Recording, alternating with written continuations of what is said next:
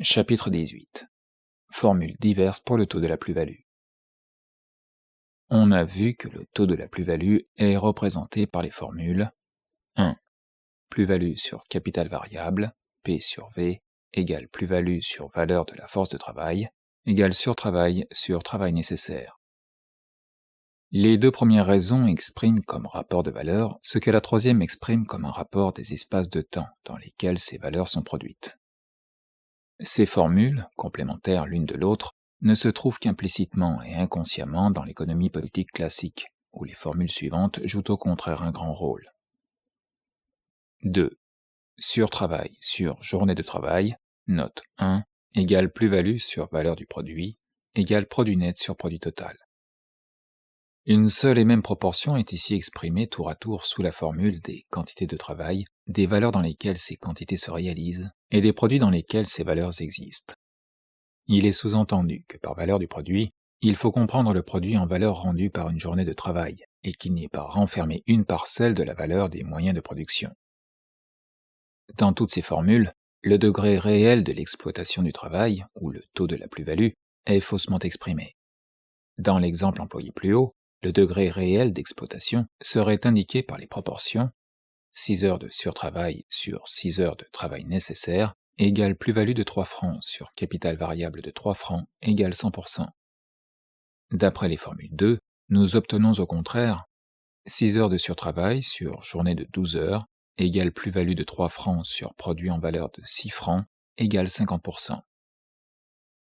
Ces formules dérivées n'expriment en fait que la proportion suivant laquelle la journée de travail, ou son produit en valeur, se distribue entre l'ouvrier et le capitaliste.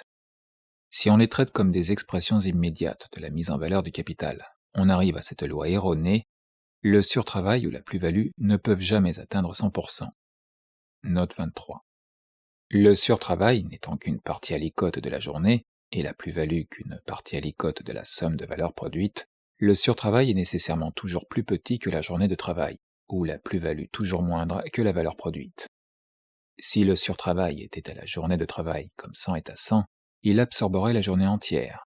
Il s'agit ici de la journée moyenne de l'année, et le travail nécessaire s'évanouirait. Mais si le travail nécessaire disparaît, le surtravail disparaît également, puisque celui-ci n'est qu'une fonction de celui-là.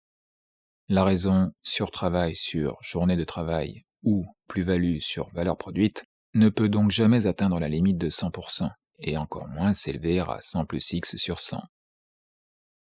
Mais il en est autrement du taux de la plus-value ou du degré réel d'exploitation du travail.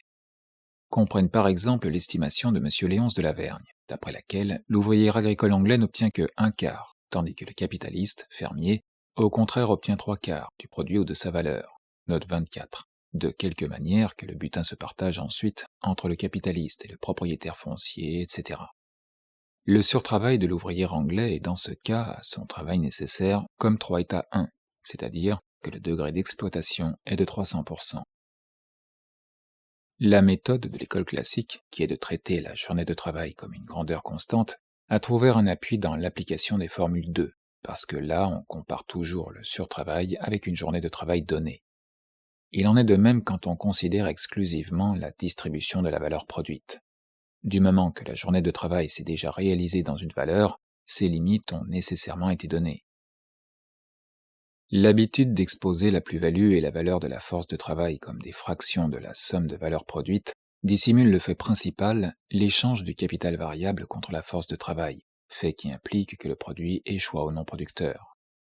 Le rapport entre le capital et le travail revêt alors la fausse apparence d'un rapport d'association, dans lequel l'ouvrier et l'entrepreneur se partagent le produit, suivant la proportion des divers éléments qu'ils apportent. Note 25. Les formules 2 peuvent d'ailleurs être toujours ramenées aux formules 1.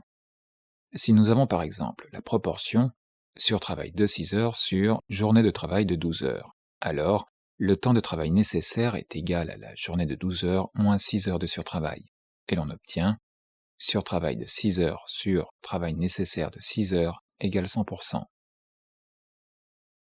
Voici une troisième formule que nous avons déjà quelquefois anticipée. 3.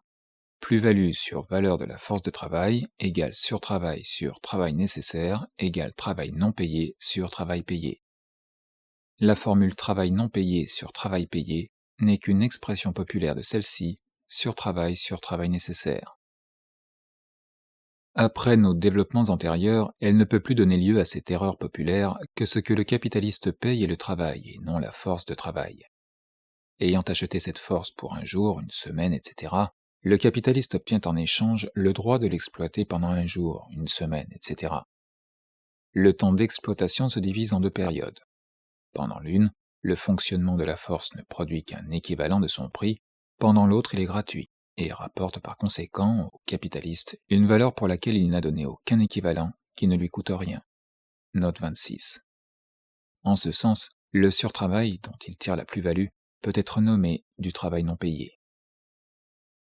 Le capital n'est donc pas seulement, comme dit Adam Smith, le pouvoir de disposer du travail d'autrui, mais il est essentiellement le pouvoir de disposer d'un travail non payé. Toute plus-value, quelle qu'en soit la forme particulière, profit, intérêt, rente, etc., est en substance la matérialisation d'un travail non payé. Tout le secret de la faculté prolifique du capital est dans ce simple fait qu'il dispose d'une certaine somme de travail d'autrui qu'il ne paye pas.